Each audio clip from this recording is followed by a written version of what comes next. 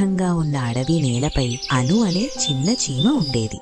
అను చాలా ఆకలితో చాలా అలసిపోయి ఉంది. ఆహారం కోసం చాలాసేపు నడిచింది. ఎక్కడ చూసినా ఆమెకు తినడానికి ఏమీ కనిపించలేదు. నేల ఖాళీగా ఉంది. బాగా బాధగా అలసిపోయిన అను ఒక చిన్న రాయిపై కూర్చుంది. ఈ రోజైనా ఆహారం దొరుకుతుందా అని ఆలోచించింది. అప్పుడే దూరంలో ఏదో మెరిసింది. సూర్యకాంతిలో ఒక చిన్న ఆహారపు ముక్క మెరిసిపోతూ కనిపించింది. అను గుండెలో ఆశ పుట్టింది. త్వరగా అక్కడికి వెళ్లి చూసింది. కాని అను కంటే చాలా పెద్దది. అను ఎంత ప్రయత్నించినా ఒంటరిగా కదిలించలేకపోయింది. అప్పుడే కికో అనే మంచి పక్షి అక్కడికి వచ్చింది.